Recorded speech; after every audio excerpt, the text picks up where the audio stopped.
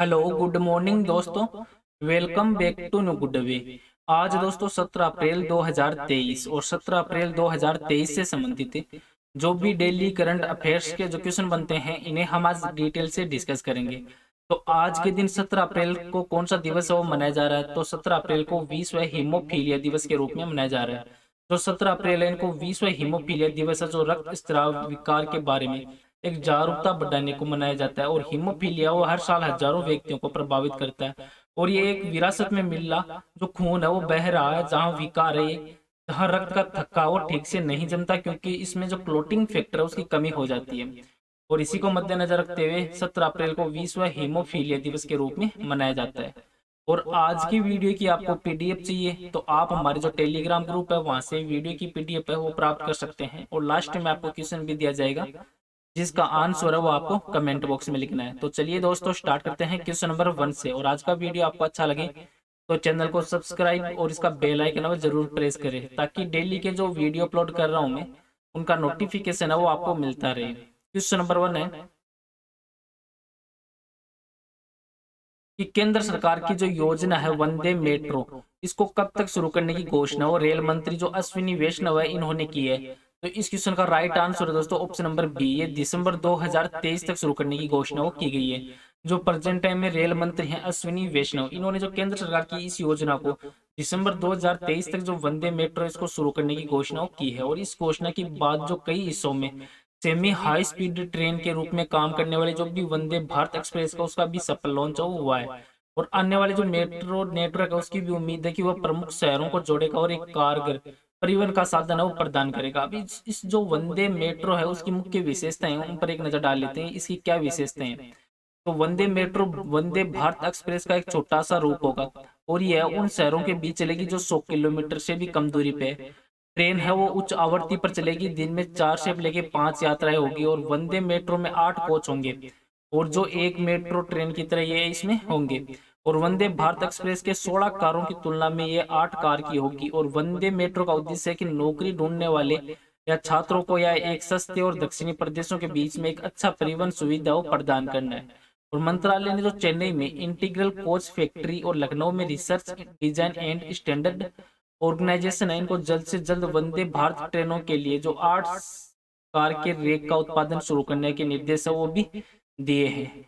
Next question है question number 2 कि किस बैंक ने export import bank of Korea के साथ 300 मिलियन अमेरिकी डॉलर है उसके समझौते पर हस्ताक्षर वो किए हैं। तो इस क्वेश्चन का राइट आंसर है ऑप्शन नंबर डी, ये HDFC बैंक के द्वारा। जो भारत में अग्रणी निजी क्षेत्र का बैंक है HDFC बैंक, इन्होंने जो export import bank of Korea है उसके साथ एक जो 300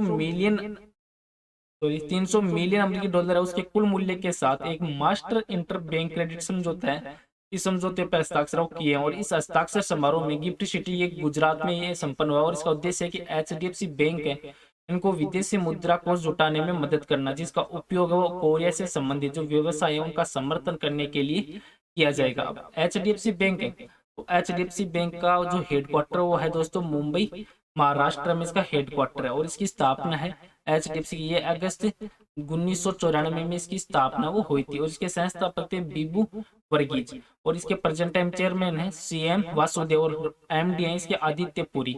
और HDFC बैंक है तो इस HDFC बैंक की फुल फॉर्म है हाउसिंग डेवलपमेंट फाइनेंस कॉर्पोरेशन।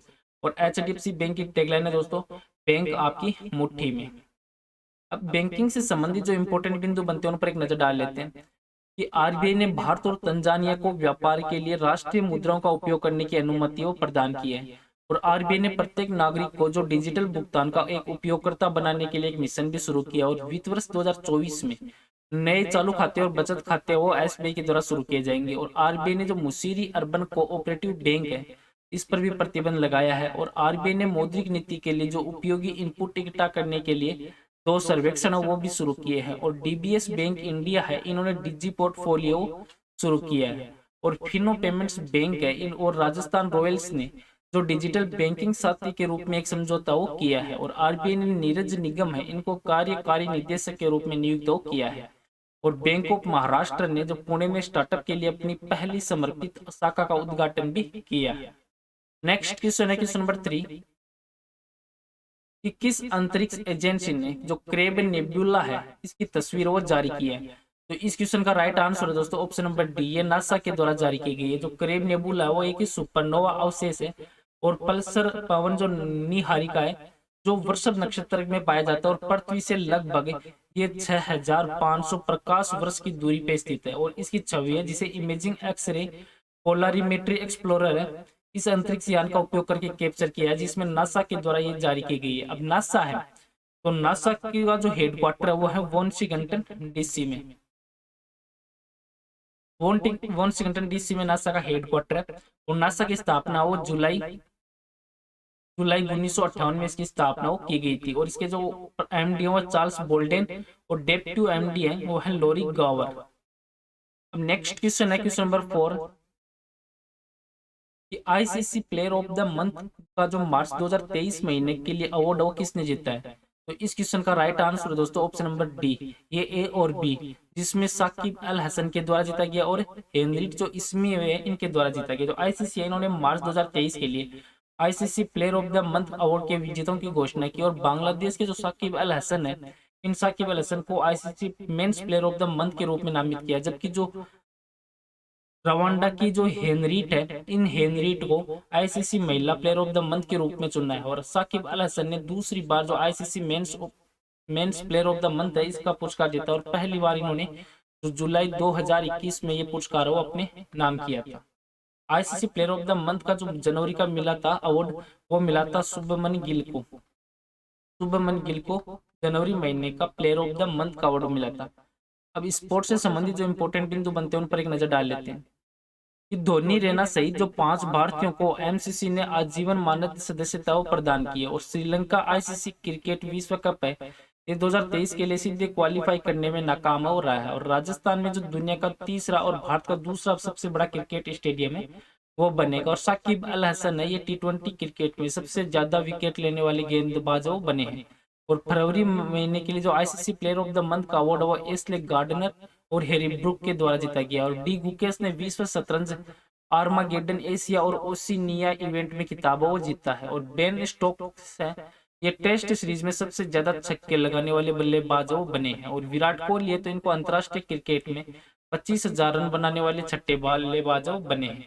अब आईसीसी है तो जिसकी फुल फॉर्म है इंटरनेशनल क्रिकेट काउंसिल और इसकी आईसीसी की स्थापना ये 15 जून 1909 में इसकी स्थापना हुई थी और इसका हेडक्वार्टर दुबई संयुक्त अरब अमीरात में और इसके चेयरमैन हैं ग्रेग बार्कले और सीईओ हैं जोफ अल्लाडिस। नेक्स्ट क्वेश्चन है क्वेश्चन नंबर 5 है कि बी.आर. अम्बेडकर जयंती है वो प्रतिवर्ष कब मनाई जाती है। तो इस क्वेश्चन का राइट आंसर दोस्तों ये ऑप्शन नंबर डी, ये 14 अप्रैल को बी.आर. अम्बेडकर की जयंती के रूप में मनाई जाती है। जो बाबा साहब अम्बेडकर है इनकी जयंती 14 अप्रैल में पर्व के रूप में पूरे भारत में विश्व में मनाई जाती है और इस दिन को समानता दिवस या ज्ञान दिवस के रूप में भी मनाया जाता है क्योंकि जीवन भर समानता के लिए संघर्ष करने वाले जो अम्बेडकर साहब इनको समानता और ज्ञान के प्रतीक माना जाता है और अम्बेडकर को विश्व भर में मानवाधिकार आंदोलन संविधान निर्माता और उनकी जो प्रखंड विद्वता है उनके लिए जाने जाते हैं और इसी को मद्देनजर रखते हुए 14 अप्रैल को इनकी जयंती के रूप में मनाई जाती है। अब अप्रैल मंथ है तो अप्रैल मंथ में निम्न इंपोर्टेंट दिवस और मनाए जाते हैं जैसे 1 अप्रैल को मनाया जाता है उड़ीसा स्थापना दिवस और दृष्टिहीनता निवारण सप्ताह, 2 अप्रैल को विश्व ऑटिज्म जागरूकता दिवस और 4 अप्रैल को अंतर्राष्ट्रीय खदान जागरूकता दिवस, 5 अप्रैल को राष्ट्रीय समुद्री दिवस, 7 अप्रैल को विश्व स्वास्थ्य दिवस, 10 अप्रैल को विश्व होम्योपैथी दिवस और 11 अप्रैल को राष्ट्रीय सुरक्षित मातृत्व दिवस और नेशनल पेट डे, 13 अप्रैल को जलियांवाला बाग नरसंहार दिवस और 14 अप्रैल को बी.आर. अम्बेडकर की जयंती के रूप में मनाया जाता है। नेक्स्ट क्वेश्चन है क्वेश्चन नंबर 6 कि जोजिला सुरंग है इसका निर्माण वो कहाँ किया जा रहा है। तो इस क्वेश्चन का राइट आंसर है ऑप्शन नंबर बी, ये जम्मू और कश्मीर में इसका निर्माण वो किया जा रहा है। जो जोजिला सुरंग है जो एशिया की सबसे लंबी सुरंग होगी और लद्दाख के लिए सभी जो मौसम कनेक्टिविटी है वो स्थापित करने के लिए जम्मू और कश्मीर में ये बनाई जा रही है और जम्मू कश्मीर में जो 25,000 करोड़ रुपए 25,000 करोड़ रुपए की लागत से ये 19 सुरंग है उनका निर्माण हो किया जा रहा है और जिनमें से प्रमुख जोजिला सुरंग है और ये जो 14.15 किलोमीटर लंबी सुरंग है जिसके निर्माण से लद्दाख के लिए हर मौसम में कनेक्टिविटी होगी, जिससे जोजिला दर्रे को पार करने में लगने वाला समय वो 3 घंटे से घटकर मात्र 20 मिनट का ये समय और रह जाएगा। अब जम्मू और कश्मीर है, तो इसकी राजधानी है दोस्तों श्रीनगर और जम्मू। और इसके जो प्रेजेंट पहले राज्यपाल थे स्टार्टिंग में, ये राज्यपाल थे 1954 से लेके 1965 तक, उनका नाम था करण सिंह। और 2018 में से लेके 2019 के बीच में राज्यपाल थे तो वो थे सत्यपाल मलिक। और मुख्यमंत्री रह चुके हैं, प्रथम मुख्यमंत्री थे 1947 से लेके 1948 के बीच में मेहरचंद महाजन। और 2016 से लेके ये मुख्यमंत्री हैं, 2016 से लेके 2019 तक रह चुके हैं, तो 2018 तक महबूबा मुफ्ती। और इसकी जो जम्मू कश्मीर है, तो जम्मू कश्मीर से संबंधित जो इंपॉर्टेंट बिंदु बनते हैं उन पर एक नजर डाल लेते हैं कि भारतीय भूवैज्ञानिक सर्वेक्षण ने जम्मू कश्मीर में लिथियम की खोज की। और जम्मू कश्मीर प्रशासन ने जम्मू कश्मीर भूमि अनुदान नियम 2022 को अधिसूचित किया है। और भारत सरकार ने जम्मू और कश्मीर के निवासियों के लिए एक परिवार पहचान पत्र लाने का भी फैसला किया है। और जम्मू के पल्ली गांव कार्बन न्यूट्रल पूरी तरीके से सौर ऊर्जा से संचालित होने वाली भारत की पहली पंचायतों बन गई है। और अनुच्छेद 370 जो चर्चा में रहा था, इसके प्रावधान का मसौदा वो शेख अब्दुल्ला इन्होंने तैयार किया था। अब ये एग्जाम में क्वेश्चन पूछा जा सकता है कि अनुच्छेद 370 के प्रावधान का मसौदा किसके द्वारा तैयार किया गया, तो इसका मसौदा वो शेख अब्दुल्ला के द्वारा तैयार किया गया था। नेक्स्ट क्वेश्चन है क्वेश्चन नंबर 7 कि भारत के किस शहर में पहली बार 3D प्रिंटेड पोस्ट ऑफिस का निर्माण किया जा रहा है, तो इस क्वेश्चन का राइट आंसर है ऑप्शन नंबर सी, ये बेंगलुरु में इसका आयोजन किया जा रहा है। जो बेंगलुरु में भारत के पहले 3D प्रिंटेड पोस्ट ऑफिस है, इसका निर्माण किया जा रहा है, जो अपनी तरीके का एक पहला पोस्ट ऑफिस है। और इस पोस्ट ऑफिस के निर्माण की लागत है वो एक पारंपरिक इमारत की तुलना में जो 30 से लेके ये 40% कम होने का अनुमान है इसमें। और इसके साथ ही जो 30 दिनों के भीतर में जो तैयार होने की उम्मीद है। और इसका निर्माण वो 1100 फुट वर्ग फुट है, 1100 वर्ग फुट में किया जा रहा है, जिसकी अनुमानित लागत है ये 23 लाख रुपए इसकी लागत है वहां की जा रही है।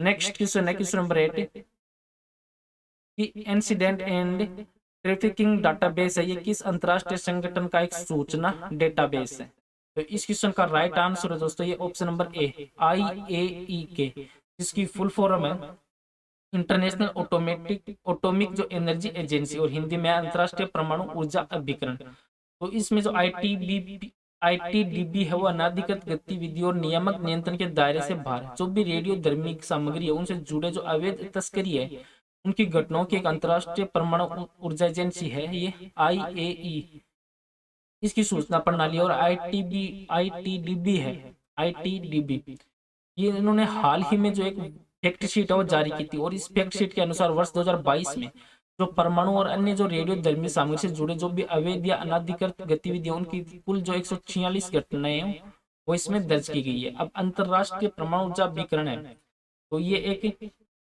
विश्व संस्था है जिसका उद्देश्य है कि विश्व में परमाणु ऊर्जा का शांतिपूर्ण उपयोग और सुनिश्चित करना। और इसकी स्थापना है IAEA की, ये 1957 में हुई थी। और इसका हेडक्वार्टर है वो वियना ऑस्ट्रेलिया में इसका हेडक्वार्टर है। नेक्स्ट क्वेश्चन है क्वेश्चन नंबर 9 कि भारत में पहली बार अंडर वाटर मेट्रो ट्रेन का ट्रायल है वो किस शहर में किया गया, तो इस क्वेश्चन का राइट आंसर है ऑप्शन नंबर सी, ये कोलकाता में इसका जो ट्रायल है वो किया गया है। जो भारत की पहली अंडर वाटर मेट्रो रेल है इसका सफल जो संचालन है वो किया गया। और इस ट्रायल के दौरान जो मेट्रो रेल है इसको हुगली नदी के नीचे से जो 520 मीटर की सुरंग से संचालित किया गया। और भारत के मेट्रो इतिहास में पहला मौका था जब किसी मेट्रो ट्रेन को अंडर वाटर वो संचालित किया गया। और कोलकाता मेट्रो जो की शुरुआत है वो लगभग 40 साल बाद ये अवसर वो इसमें आया है। नेक्स्ट क्वेश्चन है क्वेश्चन नंबर 10 कि देश में ADR रिपोर्ट्स है उसके अनुसार सबसे अधिक संपत्ति वाले मुख्यमंत्री है वो कौन है, तो इस क्वेश्चन का राइट आंसर है ऑप्शन नंबर ए, ये जगनमोहन रेड्डी है सबसे अधिक जो सबसे अधिक संपत्ति वाले। जो हाल ही में ADR है जिसकी फुल फॉर्म है एसोसिएशन फॉर डेमोक्रेटिक रिफॉर्म्स, इन्होंने अपनी एक रिपोर्ट जारी की। और इस रिपोर्ट के अनुसार देखें तो जो भारत के जो 28 राज्य और 2 केंद्र शासित प्रदेशों में कुल मिला के जो 30 मुख्यमंत्री हैं उनमें से जो 29 मुख्यमंत्री करोड़पति। और इस रिपोर्ट के अनुसार जो आंध्र प्रदेश के मुख्यमंत्री हैं जगनमोहन रेड्डी, उनके पास इनकी संपत्ति 510 करोड़ रुपया की गई है जो लिस्ट में सबसे ऊपर है। उनके बाद में अरुणाचल प्रदेश के मुख्यमंत्री पेमा खांडू है जिनके पास 163 करोड़ की संपत्ति वो आंकी गई है। और आज का नेक्स्ट और लास्ट क्वेश्चन है जिसका आंसर है वो आपको कमेंट बॉक्स में लिखना है कि केंद्र सरकार की योजना वंदे मेट्रो को कब तक शुरू करने की घोषणा वो रेल मंत्री अश्विनी वैष्णव ने की है, तो इस क्वेश्चन का राइट आंसर है वो आपको कमेंट बॉक्स में लिखना है। और पीछे के वीडियो में भी आपको क्वेश्चन दिया था कि भारत की पहली सेमी हाई स्पीड रीजनल जो रेल सर्विस है इसको क्या नाम दिया गया है। तो इस क्वेश्चन का राइट आंसर दोस्तों ये option number C, rapid X इसको नाम दिया गया। जो भारत की पहली semi high speed regional rail service है इसको रैपिड एक्स नाम दिया गया और इसका संचालन है और राष्ट्रीय राजधानी क्षेत्र परिवहन निगम के द्वारा किया जाएगा। और ये ट्रेन और रीजनल रैपिड जो ट्रांजिट जो सिस्टम है उसको कॉरिडोर पर ही चलेगी, जो राष्ट्रीय राजधानी क्षेत्र के प्रमुख शहर है उनको जोड़ेगी। चलो दोस्तों, आज का वीडियो वो यहीं पे समाप्त करता हूँ। वीडियो आपको अच्छा लगे तो चैनल को सब्सक्राइब और वीडियो को शेयर जरूर करें। Thank you all of you.